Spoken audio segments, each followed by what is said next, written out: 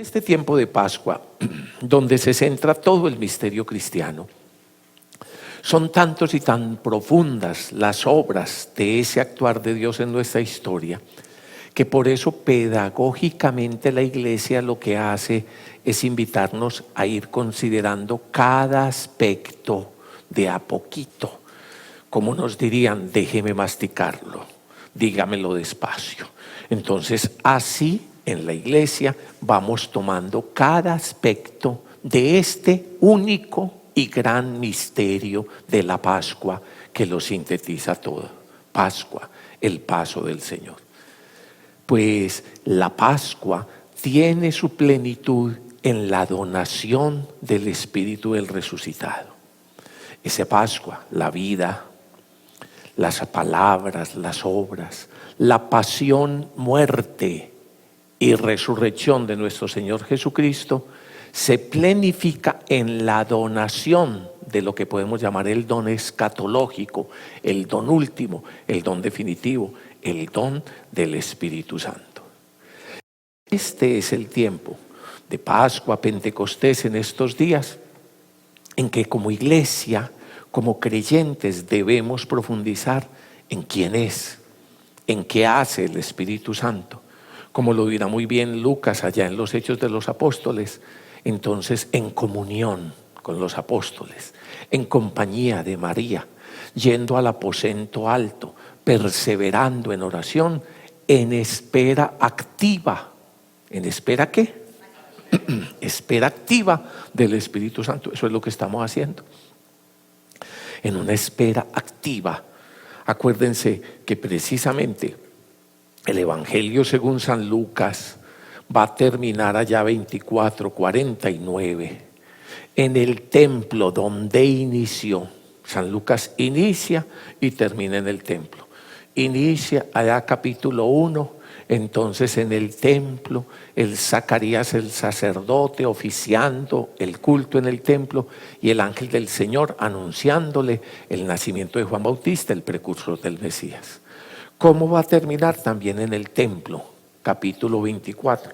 Nos dice que los discípulos, los apóstoles, permanecían en el templo alabando y bendiciendo al Señor, pero que allá también entonces el Señor les dijo, no se alejen de Jerusalén hasta que reciban la promesa del Padre. Uno de los títulos que muy bueno que usted también vaya señalando con algún color los distintos títulos del Espíritu Santo. La promesa del Padre. Y eso es lo que estamos haciendo. San Lucas, les digo, entonces de una manera muy pedagógica, coloca la venida del Espíritu Santo en esa fiesta de Pentecostés a los 50 días. Este es el tiempo en que como comunidad cristiana, pues como iglesia, estamos en esa espera activa. Otra cosa es una espera pasiva, no haciendo nada, ¿ya? Ahí como simplemente durmiendo, casi vegetando. Pero esta es una espera activa. ¿Qué hacía esa primera comunidad cristiana? Ir al aposento alto, perseverar en oración, en unidad, en comunión apostólica y profundizando entonces, como nosotros lo estamos haciendo, acerca de quién es y qué hace el Espíritu Santo. Por eso yo los felicito. Este es el tiempo para profundizar en quién es y qué hace el Espíritu Santo, y los invito a que ustedes mismos se feliciten. Los felicito. Aunque tienen mala cara, tienen buen gusto, ¿cierto? Tienen buen gusto. Estamos en lo que es, pidiendo, orando, profundizando en quién es y qué hace el Espíritu Santo, y lo estamos haciendo desde las mismas Sagradas Escrituras. Muy bien. Aclarado eso, continuamos. Ustedes recuerdan que estamos viendo fundamentalmente la obra del Espíritu Santo en San Lucas, en el evangelista Lucas. También saben que cuando Lucas escribió su evangelio, sin duda tenía al frente el evangelio según San Marcos, tenía lo que llaman una fuente común, la fuente común a Mateo y a Lucas, que llamamos Q, y tenía un montón de material propio. un montón de propia investigación, como él lo ha dicho.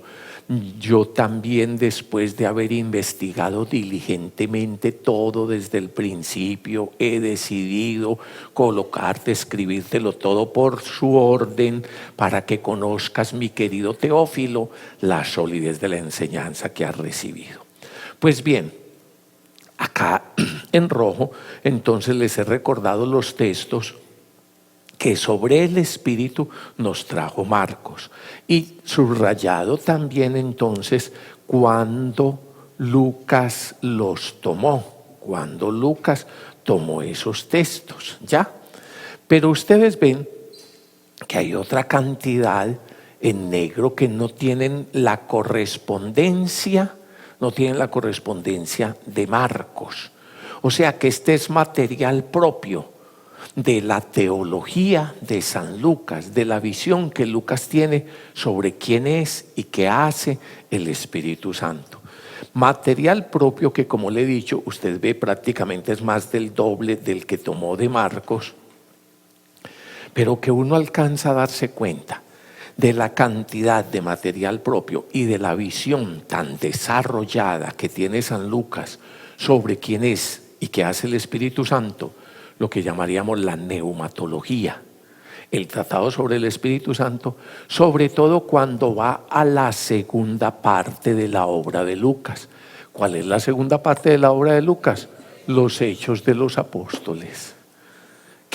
Considerarla como tal, como lo que es obra de Lucas. Y voy a tratar de ir acelerando para que lleguemos al menos a ver los textos fundamentales también en la segunda parte de la obra de Lucas, en los Hechos de los Apóstoles. Muy bien. Resumiendo y continuando, vimos que estos primeros textos de acá, entonces, de los 2 primeros capítulos, le sirvieron a Lucas para mostrar lo que fue la acción del Espíritu Santo en el Antiguo Testamento. Porque a través de esos personajes, entonces Zacarías, Isabel, los papás de Juan Bautista, a través de el anciano Simeón, Ana, la profetisa, e inclusive a través de la Virgen y el justo José, entonces está mostrando cómo el Espíritu de Dios actuaba en el Antiguo Testamento. ¿Cómo actuaba en el Antiguo Testamento? Que lo estuvimos resumiendo. El Espíritu de Dios, que es Dios, venía sobre personas concretas, en circunstancias concretas, para una tarea determinada, y pare de contar. Así como vino sobre Abraham, sobre Moisés, sobre Elías, sobre David, sobre Salomón, sobre un montón de personajes, así también ahora sobre estos estilos de nuevos patriarcas y profetas que nos presenten estos 2 primeros capítulos. Entonces nos dice que eran llenos del Espíritu Santo, en ese sentido del Antiguo Testamento.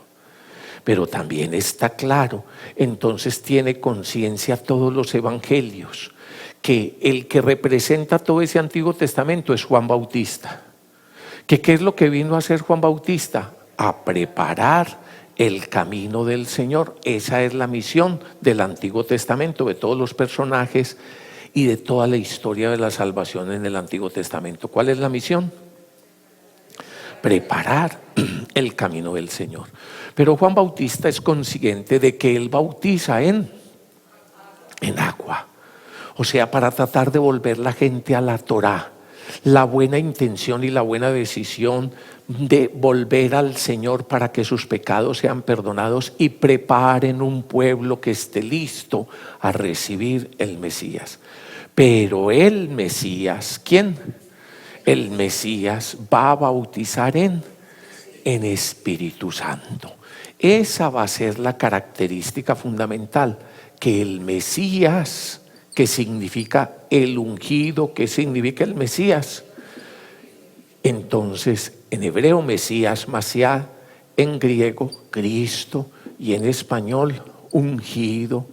Será como lo dice, por ejemplo, el Evangelio según San Juan, es el que tiene el Espíritu sin medida. Es el que bautiza en el Espíritu Santo. Juan Bautista lo dirá también en el Evangelio según San Juan. Yo no le conocía. Cuando dice que no lo conocía, no es que no conocía al primo, sino que no lo conocía y no lo reconocía todavía como el Mesías. Pero dice, aquel que me envió a bautizar en agua, o sea, Dios, es un pasivo divino, Dios, que me envió a bautizar en agua, ¿para qué? Para preparar el camino del Señor, me dijo, aquel sobre quien veas que baja y permanece el Espíritu Santo, ese es el que bautiza en el Espíritu Santo. Y yo lo he visto y doy testimonio de que este es el Cordero de Dios, el elegido de Dios, el Mesías de Dios. Así lo presenta todavía más explícitamente Juan Bautista, pero en la misma tradición, no solo del cuarto evangelio Juan Bautista, sino en toda la tradición sinóptica, está esa conciencia. Juan bautiza en agua, pero el Mesías es el que inaugura los tiempos mesiánicos, escatológicos, definitivos del bautismo en el Espíritu Santo. ¿Comprendido? Pues bien, esa certeza se tiene en todos los evangelios. También hay una certeza de que lo que ocurre en el Mesías es que es conducido por el Espíritu Santo, tanto que es conducido al desierto y entonces supera las tentaciones porque está lleno del Espíritu Santo, fiel al Padre, como que después es conducido en su misión pública. Entonces nos va a decir, por ejemplo, Lucas, ahí en ese capítulo 4, en el capítulo 4, cuando va a empezar la misión, nos dice que capítulo 4, verso 14, capítulo 4, verso 14, que Jesús volvió de Galilea por la fuerza del Espíritu Santo. Es el Espíritu Santo, según San Lucas, el que lo engendró en las entrañas de María. Es el Espíritu Santo el que lo llevó al desierto y supera la tentación.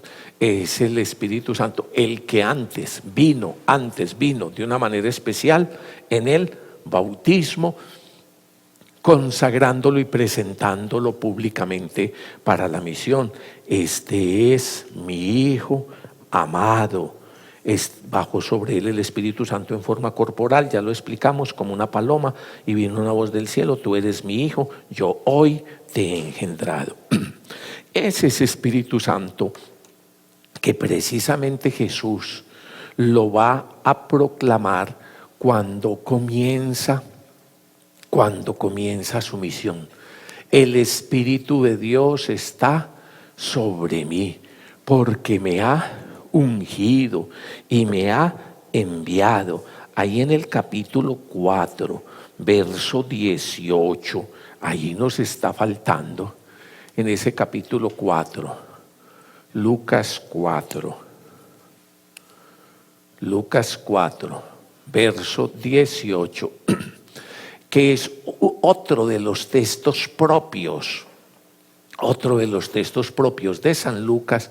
Se nos presenta en ese que, como sabemos, es el discurso programático, el discurso que Lucas coloca al inicio de la misión de Jesús, el discurso programa de presentación oficial del Mesías ante el pueblo, Lucas capítulo 4.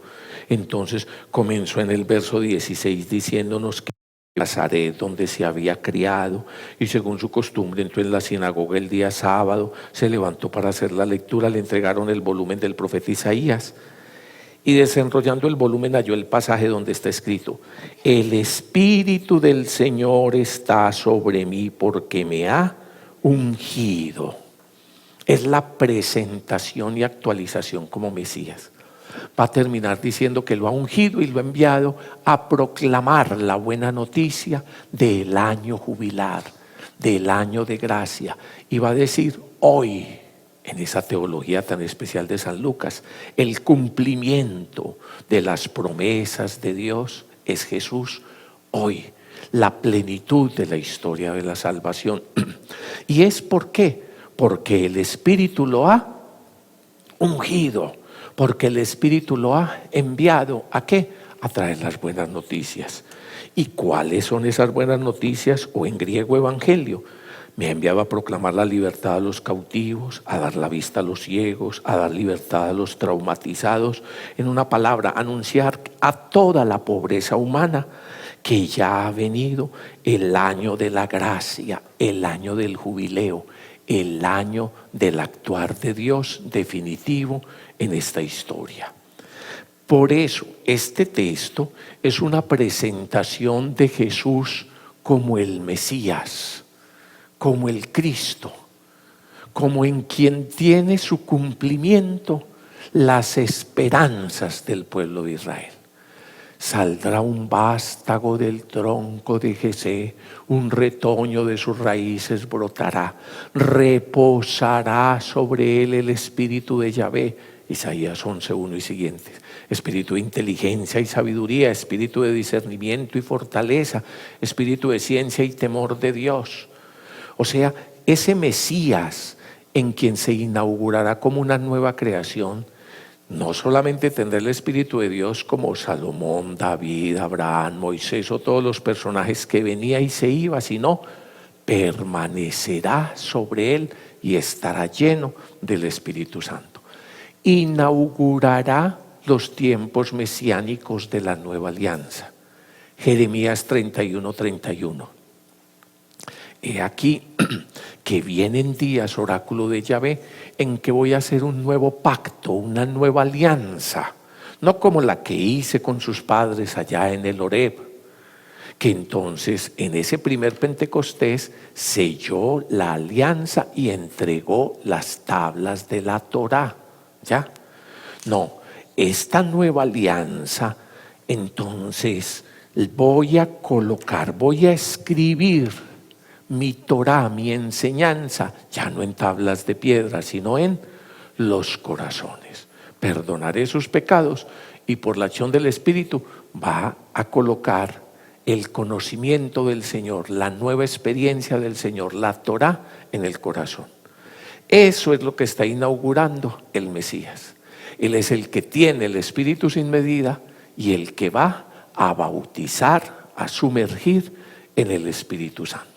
Pues bien, continuamos entonces en la lógica que nos van a presentar los evangelios sinópticos. Los evangelios sinópticos y todos los evangelios sobre todo centran su palabra en la persona de Jesús. Él es el lleno del Espíritu, es el tiempo de la acción de Jesús, ¿ya? Y si queremos ver qué es lo que hace o quién es el Espíritu Santo, lo vemos es a través de lo que hace en el Mesías. Lo vemos es a través de lo que hace en el Mesías. Por eso este seguimiento que estamos haciendo. Posteriormente en San Lucas volveremos a encontrar una mención al Espíritu Santo en el capítulo 10, en el verso 21. Una mención propia de Lucas, nadie más la tiene. Y dice así: cuando había mandado a los discípulos a la misión, después al regresar, al evaluar, estaban todos alegres por la misión que habían realizado. Jesús dice, capítulo 10, verso 21. En aquel momento se llenó Jesús de gozo en el Espíritu Santo y dijo: yo te bendigo, Padre, Señor del cielo y de la tierra, porque has ocultado estas cosas a sabios y entendidos y se las has revelado a los pequeños. Sí, Padre, pues tal ha sido tu beneplácito. Todo me ha sido entregado por mi Padre. Nadie conoce quién es el Hijo sino el Padre, y quién es el Padre sino el Hijo, y aquel a quien el Hijo se lo quiera revelar. Este texto es muy bello, solamente vamos a resaltar unas cosas. Fíjense que casi siempre que actúa el Espíritu Santo o hacen mención del Espíritu Santo, aparece explícitamente la acción de la Trinidad. Fíjese, por ejemplo en el bautismo, por ejemplo acá y en otros momentos. ¿Por qué la Trinidad? Fíjese, a Jesús, el Hijo de Dios, bendiciendo y alabando al Padre, por la acción movido por el Espíritu Santo. ¿Sí se dan cuenta? Esa es la dinámica de la realidad misma de la Santísima Trinidad. Entonces, también en un paralelo, cuando San Juan nos hable de los verdaderos adoradores que deben adorar al Padre en espíritu y en verdad, entonces la oración cristiana, el culto que en última instancia significa es relación. En última instancia esas palabras como culto, latreia, liturgia, ministerio, que traducen en un primer momento servicio cultural, culto. En última instancia lo que están queriendo decir es cuál es el tipo de relación. ¿De qué? Relación que Dios espera que tengamos con Él. El culto, la relación, la liturgia, la relación, el ministerio, la relación. Entonces, en un primer momento se ve como servicio y es parte, pero fundamentalmente es el tipo de relación que Dios espera que tengamos con Él. La relación, la oración, el culto cristiano es un culto al Padre, por, con y en el Hijo, en la fuerza, en el poder, en la realidad del Espíritu Santo. Y eso va a ser interesante. Aquí vemos que Jesús mismo, esa es la dinámica de su oración.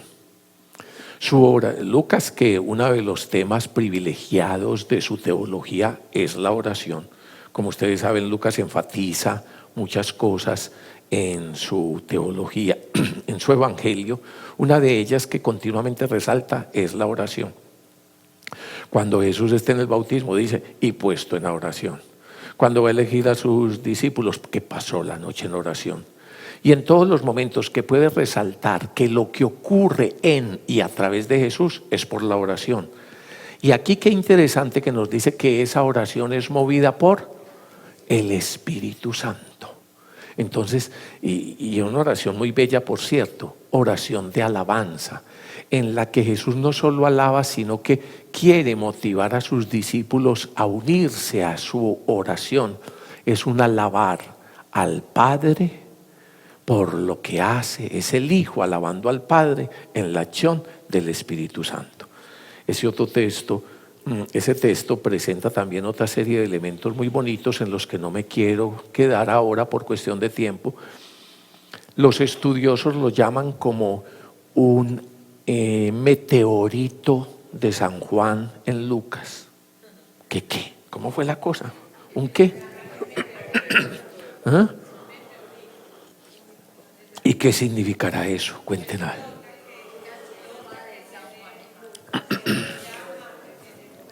Que la visión que tiene San Juan, tan explícita, de la autorrevelación de Jesús como el Mesías, el Hijo de Dios, y la relación única que tiene con el Padre, ¿ya?, que es tan explícita en San Juan. Entonces este texto, los estudiosos, es un texto único y propio de San Lucas, no es ni de Q, porque tampoco aparece en Mateo. Es un texto absolutamente propio de San Lucas. Entonces es un texto sobre la relación del Padre con el Hijo. Todo me ha sido entregado por mi Padre. Nadie conoce quién es el Hijo sino el Padre. Y nadie conoce quién es el Padre sino el Hijo. Y aquel a quien el Hijo se lo quiera revelar. Pero lo que quiero enfatizar ahora es la acción del Espíritu Santo en la oración misma de Jesús. Jesús, el engendrado por el Espíritu, el lleno del Espíritu, el guiado por el Espíritu para su misión, también en la oración es el lleno del Espíritu Santo, y nos recuerda que la oración a partir del Mesías, la oración cristiana, es al Padre, por el Hijo, en el Espíritu Santo. Continuemos. Luego aparecerá Lucas capítulo 11, versículo 13. En el capítulo 11, versículo 13, es un texto muy precioso. Lucas 11:13. Es un texto propio, de San Lucas, pero que a la vez lo comparte de alguna forma con Mateo, o sea que proviene de la fuente común. Dice así: yo os digo, pedid y se os dará, buscad y hallaréis, llamad y se os abrirá, porque todo el que pide recibe, el que busca halla, y el que llama se le abre. ¿Qué padre hay entre vosotros que si su hijo le pide un pez, en lugar de un pez le va a dar una culebra? ¿O si le pide un huevo, le va a dar un escorpión?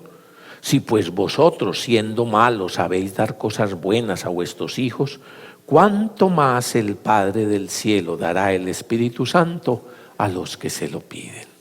Este es un texto preciosísimo.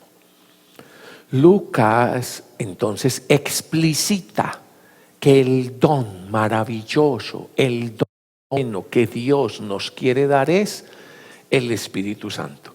Mateo dirá que el Padre dará las cosas buenas que le pidamos. Mateo dirá en este mismo texto que el Padre dará esas cosas buenas que pidamos. Lucas va más allá, que lo que realmente necesitamos, que lo que necesitamos es el Espíritu de Dios, que el Espíritu de Dios es el mismo Dios. ¿Me siguen? Estamos en Lucas capítulo 11, versículo 13. Y desde allí podemos aprender muchas cosas. Por ejemplo, que ¿qué es lo que le vamos a pedir al Padre? El Espíritu Santo. Uno muchas veces entiende, entre comillas, más que al Padre entonces le pido lo que me está doliendo. Si estoy enfermo, si tengo una crisis económica, si estoy en un conflicto con alguien, si necesito esto o aquello. Y entonces que siguiendo la imagen tan especial que Jesús nos trae, un hijo se acercará a un padre a pedir lo que está necesitando. Y que qué padre hay que si su hijo le pide, primero, ¿qué fue lo que nos dijo? Si le pide un pan, no le va a dar una serpiente. Que si le pide un pez, no le va a dar un escorpión. No. Y si eso hacemos, y él lo dice, no lo digo yo no los conozco a ustedes, si eso hacen ustedes que son más bien malos, ¿qué no hará el Padre del cielo, que es el Padre bueno, tierno, compasivo y misericordioso? Si nosotros como padres de familia nos esforzamos en darle buenas cosas a nuestros hijos, amén, eso es lo que hacemos.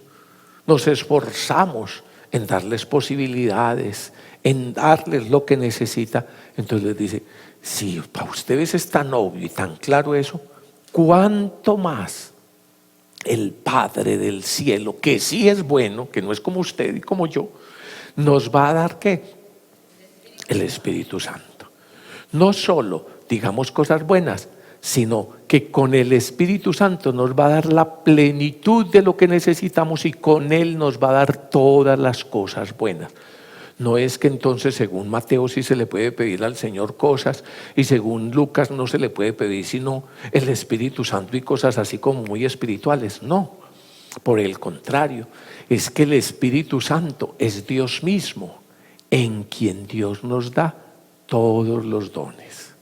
Es interesante porque cuando se habla del Espíritu se van a utilizar expresiones como estas: la promesa del Padre, el don con mayúscula, entre los dones excelso. ¿Cómo así? ¿Alguno de ustedes ha recibido algún don del Señor? Amén. Miles y miles y miles de dones del Señor. La historia de la salvación se jalona a través de promesas. Deja tu tierra, tu patria, tu parentela, le dice a Abraham, y ven a la tierra que yo te mostraré. De ti haré una nación grande. Y así va jalonando la vida humana. La vida humana se jalona a partir de promesas de Dios. Es una cosa muy interesante. Ahora no me detengo a explicarla, pero es muy bella. porque uno es a través de metas, de sueños, de proyectos, pero las metas, sueños, proyectos de uno son muy cortos, son muy cortos.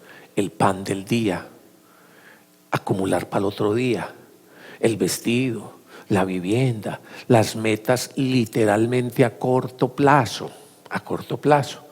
Pero el Señor, que tiene un proyecto más claro y más amplio, entonces jalona a través de promesas que nos sacan de nuestras comodidades, de nuestra tierra, de nuestra parentela, de nuestras esclavitudes y de un montón de maneras de ser y estar que no corresponden al proyecto de Dios. Entonces moviliza a través de los proyectos, a través de las promesas. Dios nos moviliza a través de ¿qué? Yo no sé usted qué tan móvil sea, o está ahí aplastado, ¿eh? Cuasi vegetando. Por eso lo primero que lo moviliza a uno es el hambre. Eso es una bendición. El hambre y las necesidades. Si usted no tuviera hambre, si no tuviera necesidades, vegetaría. Vegetaría. Pero Dios quiere que veamos más allá de esas necesidades del día a día. ¿Y cómo lo hace? A través de promesas. Pues en medio de todas esas promesas de la historia de la salvación, hay una que sin más hay que llamarla la promesa del Padre. Es tan grande. Hay un don entre todos los dones que Dios nos da que sin más hay que llamarlo el don. Entre los dones espléndido. Esa es la conciencia que aquí entonces en San Lucas se está expresando. Nosotros le pedimos a Dios Padre una cantidad de realidades y está muy bien. El Señor muchas veces dice: pedid y se os dará, llamad y se os abrirá. Cuanto más pues el Padre nos dará el Espíritu Santo prometido. ¿Quién es pues el Espíritu Santo para llegar a ser tan abarcante, tan totalizante, tan pleno, tan definitivo, escatológico? ¿Quién es pues? El mismo Dios. El mismo Dios. Es el mismo Dios. Que tengamos la certeza de que cuando pedimos al Padre el Espíritu, Él nos lo quiere dar. Él nos lo quiere dar. Es lo que nos está diciendo aquí Jesús en este texto de Lucas, el capítulo 11, versículo 13. Continuemos. Capítulo 12, versículo 10. El capítulo 12, versículo 10, que corresponde también a Marcos, en el capítulo 3, verso 29, y que también tiene su paralelo en Mateo. Mateo también tomó este texto de Marcos, capítulo 12, verso 32. Hay quienes dicen que también estaba en la fuente Q. Ese texto, Lucas 12, 10, es un texto problemático. Es muy problemático. Búsquenlo y verán. Se los cuento. Entonces dice así: a todo el que diga una palabra contra el Hijo del Hombre se le perdonará, pero al que blasfeme contra el Espíritu Santo no se le perdonará. ¿Les parece medio problemático, no? Sobre todo asustador. Hay tantas cosas que se han dicho sobre el pecado contra el Espíritu Santo y tanta manipulación que se hace sobre este texto, que por eso debemos detenernos un momentico. A veces los predicadores, entonces, cuando quieren resaltar la gravedad de algún pecado, llegan a confundir ese pecado con el Espíritu Santo. Y si la gente ha escuchado o ha oído que el pecado contra el Espíritu Santo no va a ser perdonado, entonces hasta ahí llegamos graves. Entonces, inclusive, por ejemplo, algún predicador por allá queriendo, y está muy bien, prevenir y condenar el aborto o prevenir y condenar cualquier otro pecado, fácilmente se le chispotea como al vecino y entonces y llega a decir el pecado contra el Espíritu Santo es el aborto. Terrible. Eso no es. Eso no es lo que dice en la Sagrada Escritura. Porque entonces la persona que ha abortado, según esto, apague y vámonos.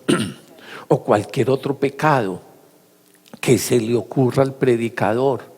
Decir, es que este es el pecado contra el Espíritu Santo. Entonces ahí quedamos con la lápida encima. Porque entonces resulta que no tiene perdón de Dios. Parece, y por eso voy a dedicar unos minuticos entonces a tratar de explicar qué es esto del pecado contra el Espíritu Santo. En mi concepto, en el contexto donde mejor aparece el pecado contra el Espíritu Santo es en la tradición más antigua de Marcos. Si ustedes van a buscar a Marcos en el capítulo 3, verso 29,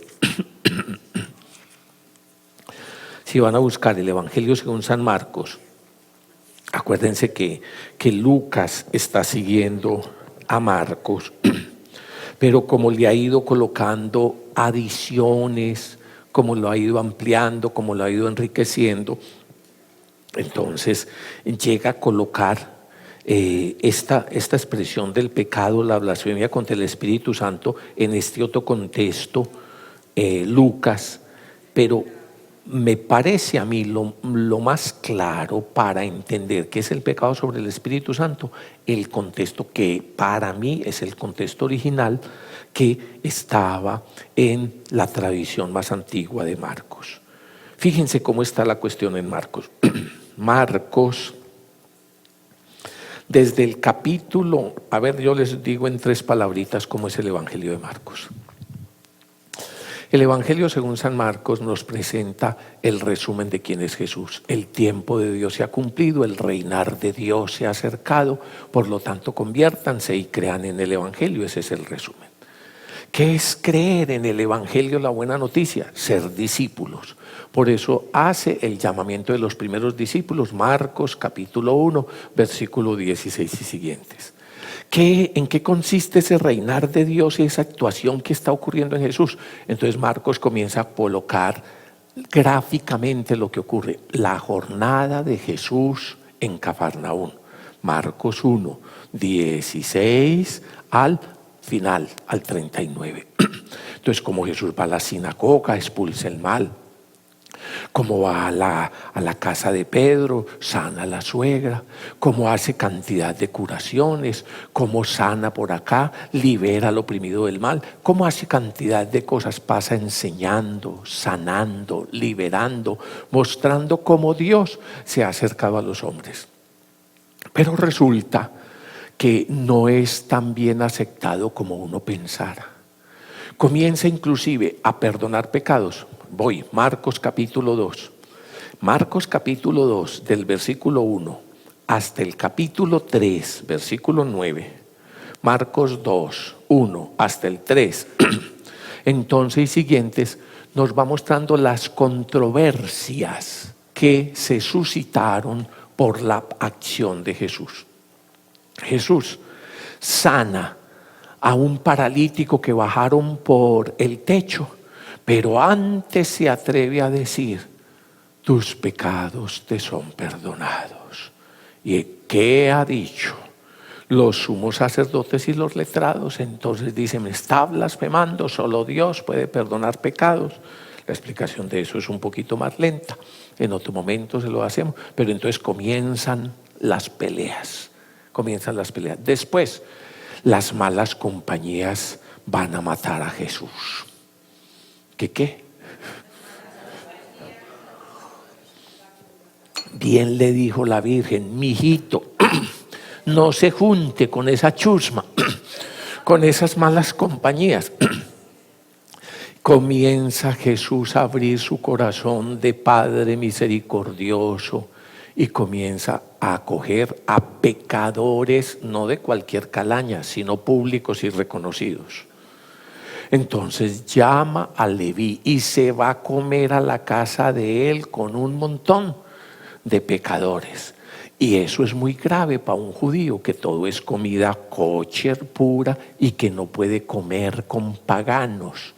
porque la comunión de mesa es comunión de vida, comunión de bendiciones, comunión de destino delante de Dios. Y si yo comparto mi mesa con pecadores, me estoy untando de la impureza, me estoy contagiando, ¿ya? Entonces siguen las peleas por eso, pero lo que da es ocasión de burla entre los maestros de la ley. Ese es su maestro, ese que no es sino un comilón y bebedor, ese que se mantiene con publicanos, prostitutas y pecadores. Hasta el día de hoy Jesús no ha cambiado sus amistades. Y precisamente entonces comienzan y siguen las condenas. Después viene por su actitud ante las leyes religiosas del sábado. Él aclara que el sábado se hizo para el hombre y no el hombre para ser esclavo del sábado. Y como el sábado, el sentido que tiene es santificarlo, y el verdadero sentido. Entonces, o sana en sábado, o sus discípulos comen espigas en sábado, y entonces comienzan y siguen las persecuciones. Y después inclusive Marcos capítulo 3, la sanación del hombre de la mano seca, donde llega hasta el colmo. ¿Cuál es el colmo? Todos están pendientes a ver qué va a hacer Jesús, porque ya se le advirtió, se le dijo en público que si seguía con esas, según la Torá, podría ser condenado a muerte. Es un blasfemo, está yendo contra las leyes, está tergiversando la enseñanza de Dios, y entonces lo tienen entre ceja y ceja. Y estaban pendientes a ver qué hacía. Y Jesús entró como acostumbraba a entrar a la sinagoga el sábado, y apenas los vio, todos estaban pendientes era de ver qué hacía. Y vio por allá uno que tenía la mano seca. El pobre ya se había acostumbrado a su look, lo necesitaba para... En fin, él se había acostumbrado. ¿Oíste vos? Vení para acá. Y entonces el tipo salió, se puso en la mitad. ¿Qué te ocurre? ¿Qué querés? Espérate. Y entonces los miró, dice Marcos, airado y hasta con tristeza en el corazón, de ver que le habían montado la perseguidora por hacer el bien. Y les dice, oíste, yo les quiero preguntar una cosita. ¿Es sábado, cierto? Sí, es sábado. Es sábado. Tú conoces las leyes del sábado. Cuénteme, ¿qué es lo que se puede o no se puede hacer en sábado? O sea que en sábado no se puede hacer el bien. O sea que en sábado no se puede liberar al hombre. O sea que la manera de dar culto a Dios no es haciendo el bien y haciendo la voluntad de Dios. Entonces, ¿de qué se trata pues el sábado? ¿Para qué es el sábado? Oíste, extende la mano. Se le fue y el tipo ni cuenta, no, pues que ni que lo estaba pidiendo. Él no contaba con eso. Él no contaba con... De ahí en adelante tuvo que comprar camisas, porque, en fin, en todo caso, el Señor lo sanó y se quedaron furiosos. Y se unieron los fariseos con los herodianos, el poder económico y político con el poder religioso, para ver cómo matarlo, nos dice Marcos 3:6. Y siguen diciendo que Jesús es un blasfemo. Después que Jesús es un endemoniado. Fíjese. Capítulo 3, versículo 22. Llegamos donde era. ¿Para dónde es que íbamos? ¿Para dónde íbamos? Para el pecado contra el Espíritu Santo. Y les estoy diciendo que el contexto que nos explica y nos permite entender es este contexto más antiguo de Marcos. Entonces dice, los escribas que habían bajado de Jerusalén decían, ya hasta le habían mandado escribas de Jerusalén para custodiarlo, para revisar la causa de Jesús. Y entonces, ¿qué decían los sabios y maestros escribas que habían venido de Jerusalén? A ver, ustedes que están leyendo. Está poseído por Belcebú y por el príncipe de los demonios expulsa a los demonios. Era evidente que en Jesús actuaba un poder sobrehumano. Era evidente. Las sanaciones, los milagros, el poder sobre el mal, era evidente. Cuando la discusión sobre Jesús era discusión entre maestros, entonces una discusión entre maestros, sí, es que a mí me parece que tal cosa, no, es que yo creo que tal otra, no, es que como dice tal otro sabio, es que como dice tal maestro, es que como dice tal jurisprudencia, ustedes están interpretando mal. Entonces problemitas ahí entre maestros. Pero ya esa discusión como maestros ya la habían tenido y siempre les ganaba Jesús. Pero ahora el problema es que no solo eran dos académicos sentados en su escritorio discutiendo sobre tal cosa, dos rabinos discutiendo sobre una interpretación, la escuela de Hillel contra la escuela de Shammai o la escuela de tal contra tal, sino que los milagros, los portentos, el poder sobre el mal, su palabra que realizaba realidades nuevas, era algo incontrolable. ¿Quién es este tipo? ¿Quién es este? Entonces, que diga, pues diga lo que sea y aquí peleamos sobre lo que diga. Pero estos milagros, estos portentos, es un profeta. Lo típico del profeta en Israel es el que está acreditado de parte de Dios con señales, portentos y milagros. Así quedó claro, por ejemplo, desde Moisés, que cuando el Señor mandó a Moisés a sacar al pueblo de Egipto, entre las 5 cuestiones, preguntas, entre las 5 objeciones que le hizo Moisés al Señor es: mi mamá no me lo va a creer, yo vivo muy lejos, yo no sé hablar, ¿qué me van a creer? ¿Qué? Un montón de cosas. Y una de esas es, pues entonces vea, yo voy a llegar allá donde Faraón y digo, vea, que aquí me mandaron, que le mandaron decir que deje salir a toda esa gente, su riqueza, sus esclavos, sus trabajadores, que ellos se van a ir conmigo porque nos vamos a ir para otra parte, que conseguimos una finquita que Dios nos dio y que para allá nos vamos a ir. Orina le dijo el faraón. ¿Qué? Y entonces yo voy a ir a decirles eso. No me van a creer ni ellos. Y entonces el Señor acreditó. ¿Qué fue lo que hizo? ¿Qué tal el crédito de ustedes?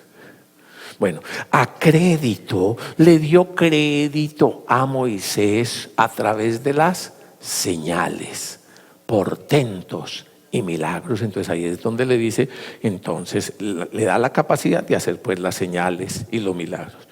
Entonces sabían que el profeta no solo hablaba las palabras de Dios, sino que realizaba los portentos con el poder de Dios. ¿Comprendido? Y este tipo sí será profeta, no será profeta. Este tipo, ¿quién será? Inclusive ya poco a poco comienza a ser más que un profeta, a pretender ser más que un profeta, el Mesías de Dios. ¿Será? ¿Qué dicen los sabios que mandaron en la comisión de Jerusalén, desde Jerusalén? Que lo que es un diablo, que lo que es un demonio. Que lo que hace es porque el diablo está. Y entonces les dice Jesús así, él llamándoles junto así, los llamó. Ustedes, la comisión, por favor, vengan para acá un momentico.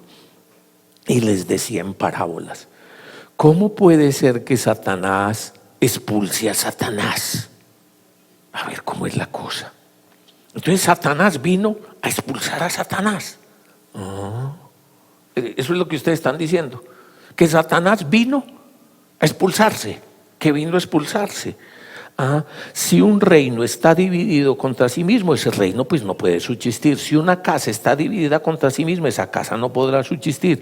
Y si Satanás se alzó contra sí mismo y está dividido, pues no puede subsistir. Ha llegado su fin. Pero nadie puede entrar en la casa del fuerte y saquear su ajuar si no lo ata primero al fuerte, entonces podrá saquear su casa. Amén os digo, amén os digo. Esa expresión es importante.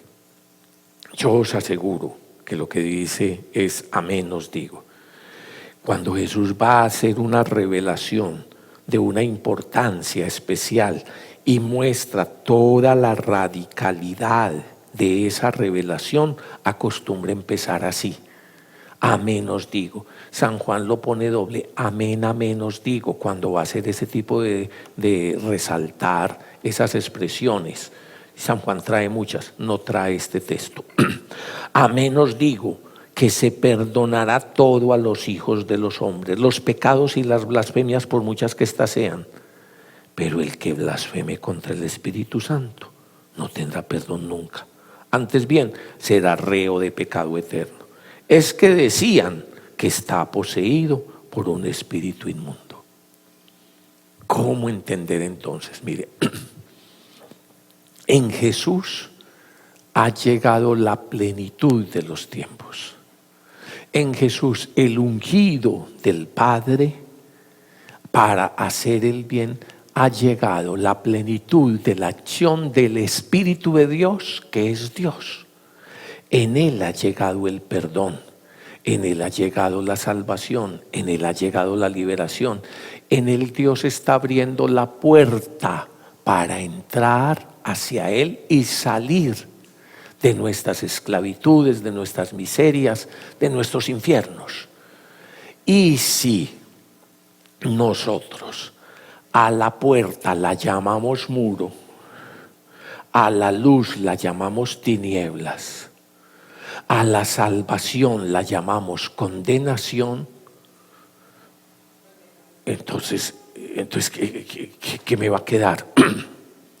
Si yo a la puerta que Dios mismo abre la llamo muro y no entro por ella, ¿cómo voy a salir? Si a la luz, la salvación, el perdón, la misericordia, el amor de Dios pleno en la persona de Jesús, si al bien lo llamo mal, entonces ¿cómo voy a poder recibir el bien? Si a la salud y la salvación que Él me trae llamo que no, que eso es el mal, entonces yo mismo me voy a encerrar y a quedar en el pecado, porque se abrió la puerta y no quiero entrar, porque al bien lo llamo mal, porque aquel en quien se cumple la plenitud de la salvación, el Mesías de Dios, el que tiene el Espíritu sin medida, en quien ha empezado la nueva creación y en quien se da la reconciliación y el perdón de los pecados, entonces lo llamo no, mal. Y entonces Él lo dice muy claramente. Obvio que no es que el mal se esté destruyendo a sí mismo. ¿Cómo va a ser que lo que está haciendo Jesús? Sanar, expulsar el mal, enseñar, traer perdón, traer reconciliación, mostrar el amor misericordioso de Dios. ¿Cómo va a ser que el bien que Él es y hace va a ser el mal, va a ser el diablo? Si yo me cierro por principio y por principio empiezo a decirle a la luz que es tinieblas y a decirle a la bondad que no, entonces ¿qué me va a quedar? ¿Qué me queda? ¿Sí me hago entender? Me quedo encerrado en mi propio mal. Entonces no es tanto que este pecado o este otro, que este pecado o este otro, que esta falta concreta o esta otra, que esta falta concreta o esta otra, ese sea el pecado contra el Espíritu Santo, sino ese cerrarse definitivo a la revelación, a la bondad, a la salvación de Dios en su Mesías, el lleno del Espíritu, al cerrarme plenamente a la bondad, a la salvación y al obrar de Dios y decir que ese es el mal, entonces no es que Dios me condene, sino que yo me quedé encerrado en mi propio mal. Entonces, eso es lo que está diciendo. No sé si con eso me hice entender o les queda chispoteando muchas cosas. un rechazo. La verdad, hacer aplicaciones a lo largo de la historia de lo que puede ser hoy el pecado contra el Espíritu Santo es muy difícil, es un terreno muy complicado, es un terreno muy complicado. Pero en el hecho de lo que históricamente está mostrando los evangelios es eso, como el reino de Dios está en Jesús, cómo enseña, cómo sana, cómo libera, cómo hace el bien, cómo trae la salvación y la libertad de Dios para todos, cómo Él lleno del Espíritu cumple el tiempo mesiánico del Espíritu y cómo ellos se cierran a decir que lo bueno es malo y que el obrar bien de Dios es malo y que entonces ¿qué toca? Toca simplemente, como Jesús les lleva al absurdo la reflexión. Ustedes están diciendo que yo estoy poseído por Satanás. O sea que entonces Satanás vino a acabar con Satanás. ¿Ya? El mal vino a acabar con el mal, porque evidentemente él ni tiene que demostrar lo que está haciendo está bien. Que el que estaba enfermo ya está aliviado. Que el que estaba poseído por el mal ahora está libre. Y esa para ellos, en ese contexto, era una de las pruebas fundamentales. Porque el mal, Satanás, era como llaman ahí, el poder que estaba oprimiendo al ser humano y que nadie era capaz de librarse. Pero ¿qué ha pasado? Que llegó el que es más fuerte que el mal, lo ha vencido y está decretando la libertad sobre todos los hombres. ¿Sí? No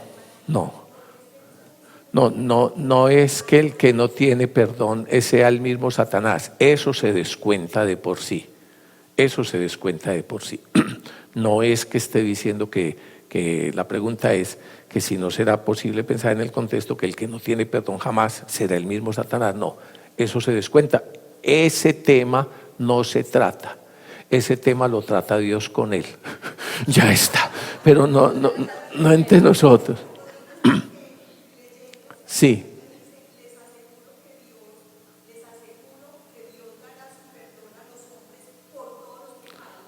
Sí. Por todos los pecados. Y siga. Les perdona. Sí, Jesús, Dios perdonará a los hombres por todos los pecados. Amén. Y todo lo malo que digan. Sí. Pero el que ofenda, usted que es experto en hermenéutica, lo que está diciendo es eso. Dios, todas las blasfemias, inclusive en el otro texto, en la otra tradición hablaba, todos los pecados, no solo que digan todos los hombres, sino que inclusive llegan a hacer una traslación. Todas las blasfemias y cosas que digan hasta contra el Hijo del Hombre, contra este hombre y todas estas cosas, ¿ya? Pero lo que está diciendo es eso. Todos esos pecados del hombre vienen a ser perdonados por Jesús, el Mesías, es lo que está haciendo. Pero si al que perdona, al que sana, al que nos abre la puerta, decimos que es el mal, y entonces ¿cómo vamos a entrar por ahí? ¿Cómo vamos a aceptarlo? Entonces eso es la problemática en la que se encontró Jesús, pleno del Espíritu Santo, consciente de que es el lleno de Dios, la misericordia y la salvación de Dios, y le vienen a acusar, a decir que lo que está haciendo, que él es artífice y que él es marioneta de Satanás. Y entonces comienza a decirles no, y es evidente que no, ustedes lo están viendo, es evidente que no. Y si se cierran a la hora de la salvación, la expresión gráfica con la parábola que les pongo para explicar la parábola, ¿cuál? Si a la puerta la tomo y la llamo como muro, ¿cómo voy a salir? ¿Ya?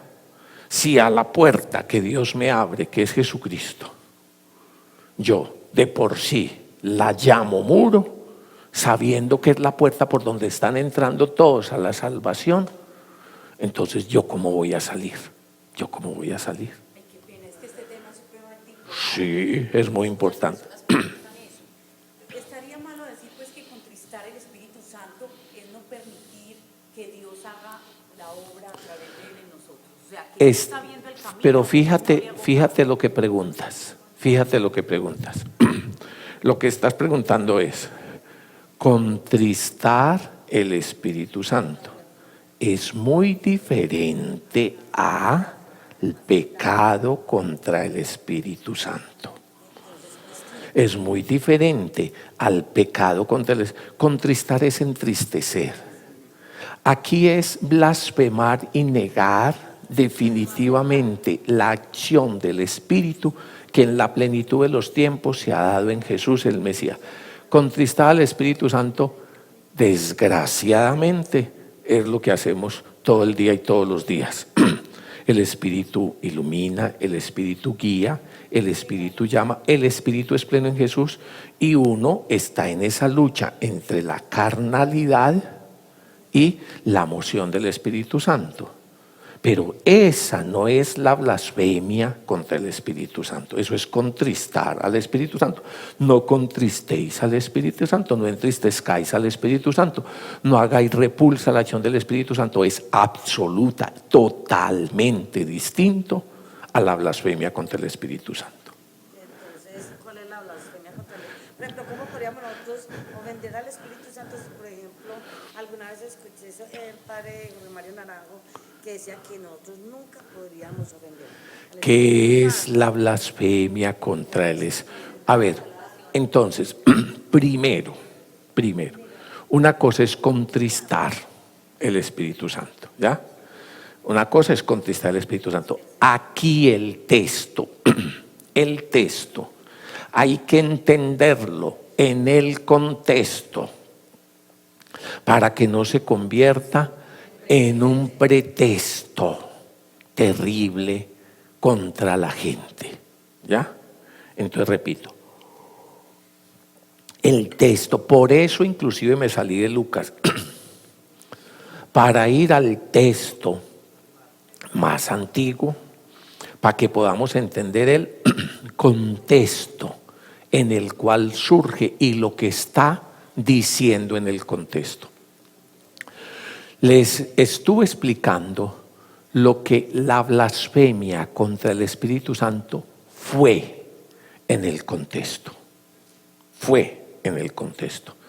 Solo es entendible en ese contexto como la cerrazón de los maestros de la ley o de cualquier otro ante lo evidente de que Jesús está sanando, liberando, trayendo el bien del reino de Dios en quien Dios se hace presente. Y a eso bueno que se hace, le terminó diciendo, esa es la obra de Satanás. Entonces Jesús le dice, no es la obra de Satanás. ¿Cómo va a ser la obra de Satanás? Que el Satanás esté peleando con él mismo. Lo que es que el más fuerte, Dios, ha enviado a su Mesías y ha vencido el mal y está haciendo el bien. No puede ser la obra del mal.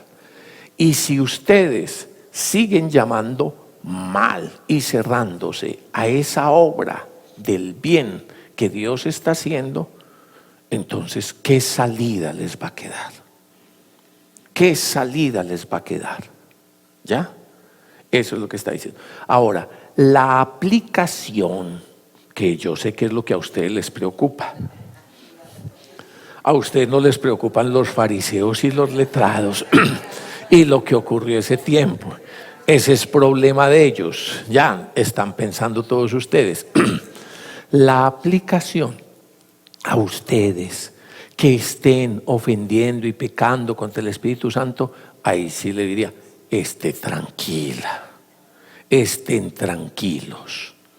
Es muy distinto que entonces uno en su lucha cotidiana de seguimiento del Señor, entonces siente la inspiración del Espíritu que lo lleva a una cosa y, como dice San Pablo, descubro en mí una lucha interior.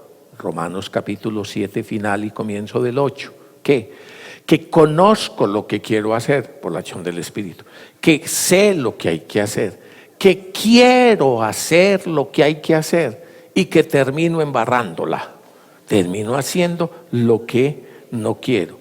¿Ese es el pecado contra el Espíritu Santo? No. Entonces el que haga eso está perdido. Entonces estamos jodidos todos. Todos. No. Esa no es la blasfemia contra el Espíritu Santo ni el pecado contra el Espíritu Santo. Bueno, continuemos. Después nos va a aparecer otro texto. En San Lucas, entonces nos viene ahora en el capítulo, pasamos rápidamente sobre el capítulo 11, verso 20. Capítulo 11, verso 20, que lo puse entre paréntesis. ¿Por qué? Porque es un texto que es propio de Q, o sea, común a Mateo y a Lucas. Dice: pero si por el dedo de Dios expulso yo los demonios, es que ha llegado a vosotros el reino de Dios. Sigue en la problemática. ¿Cuál la problemática? Ya inclusive cuando Jesús mostraba ese poder tan único, tan especial, sobre todo, que fue lo que la gente se fue impactando. No solo les dije que enseñaba como quien tiene autoridad y no como nuestros simples maestros, sino que la palabra y la acción de Dios en Jesús es una palabra que hoy hay una expresión que se acerca. Tiene una palabra performativa. ¿Cómo así? Él dice y se cumple, y se cumple lo que está diciendo. Él dice y se cumple lo que está diciendo. Y ellos, sus contemporáneos, estaban ante alguien que literalmente no sabían cómo explicar. ¿Quién es este? Entonces unos decían: un maestro, una enseñanza nueva, una doctrina nueva, expuesta con autoridad. ¿Quién es este? Un profeta. ¿Será como uno de los grandes profetas que en la antigüedad, o inclusive como el gran Elías que estamos esperando para el final de los tiempos? ¿Quién es este? ¿O será el mismo Mesías? ¿Quién es este que hasta el viento y el mar le obedece? ¿Quién es este que sana lepras, que sana ciegos de nacimiento? ¿Quién es este que resucita muertos? ¿Quién es este que le obedece la creación? ¿Quién es este que viene y ante los males poseídos por una fuerza superior, extraña y no manipulable, que llamarían el mal, el Satán? ¿Quién es este que viene y simplemente dice y todo se rinde a sus pies? ¿Quién es este? Entonces la pregunta fundamental es una pregunta que llamaríamos cristológica. O sea, ¿quién es este? ¿Quién es este Jesús? ¿Quién es este? Y es lo que están contestando los evangelios y es lo que Jesús está contestando. Es el ungido por el Espíritu de Dios, el que tiene a Dios sin medida, en quien Dios trae el año de gracia, volviendo a la terminología de San Lucas, el año de la salvación, la amnistía, el que ha sido ungido y enviado como Mesías para librar toda la pobreza humana. Que los ciegos vean, que los que están en prisión por cualquier tipo de prisión sean liberados, por cualquier tipo de opresión, que los de corazón que están lastimados, entonces traumatizado, sea liberado y sanado, y que a toda la pobreza humana y a la miseria humana se le anuncie la salvación.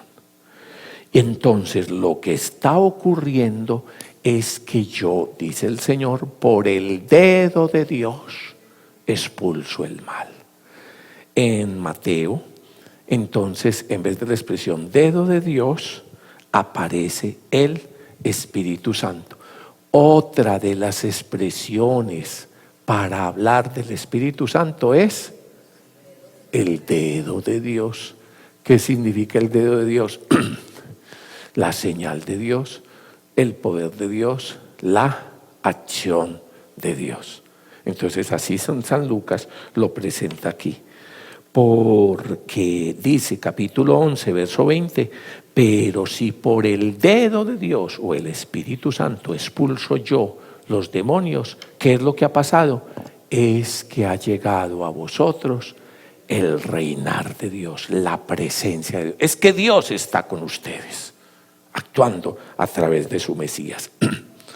Sigue diciendo, en el capítulo 12, versículo 11, en ese contexto de persecución, en ese contexto de tergiversación, dice, cuando os lleven a las sinagogas ante los magistrados y las autoridades, no se preocupen de cómo o con qué se van a defender o qué van a decir, porque el Espíritu Santo os enseñará en aquel mismo momento lo que conviene decir. Una certeza de la primera comunidad cristiana, perseguida, y fue muy perseguida. Fue perseguida por las autoridades judías, fue perseguida en las sinagogas, cuando iban predicando por todas partes, después fue perseguida por el Imperio Romano.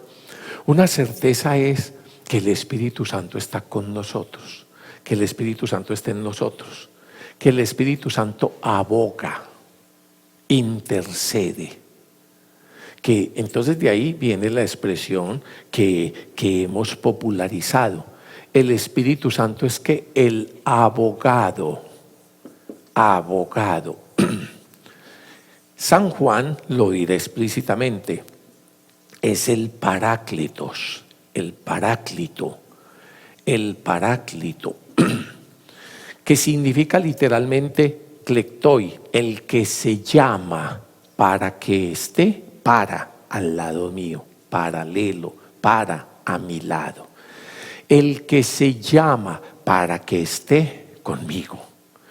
Es la expresión surgida de la experiencia, que cuando precisamente alguien estaba preso, que cuando a alguien se le quitaban sus posibilidades de cualquier manera, no podía por sí mismo librarse. Cuando ya uno por sí mismo no es capaz de librarse, está aprisionado, está encadenado, está preso, está condenado, está lo que sea, y ya por sí mismo no es capaz de librarse, entonces precisamente el Señor les dice, no, es que a su lado aboga, intercede, está el Espíritu Santo, parácletos, será la expresión que utilice el Evangelio de San Juan, parácletos, cletoi, el que se llama para que esté a mi lado. En ese sentido, el intercesor, el abogado, que es la experiencia que desde la primera comunidad cristiana entonces vivieron ante la sabiduría ante más que la sabiduría, la información de los letrados, los intereses de los jueces, los intereses de los poderes. Muchas veces le tocó a los primeros creyentes enfrentar autoridades y personas tremendamente superiores. ¿Cómo hacían? Como hacía, por ejemplo, en el Evangelio según San Juan, aquel ciego de nacimiento que fue sanado y que lo llevaron ante el Sanedrín. Vos sos vos. ¿Qué te pasó? ¿Cómo fue la cosa? Vuelva y cuente, a ver cómo fue tal cosa. Él, ante todo eso, entonces es la experiencia de que el Espíritu de Dios viene en ayuda de la debilidad. O San Pedro, a personas simples, sencillas, pescadores, ante las autoridades máximas del pueblo y de la época. O San Pablo, ante esas autoridades, tanto del Sanedrín como también romanas, ante todo eso, ¿qué es lo que la comunidad cristiana experimenta?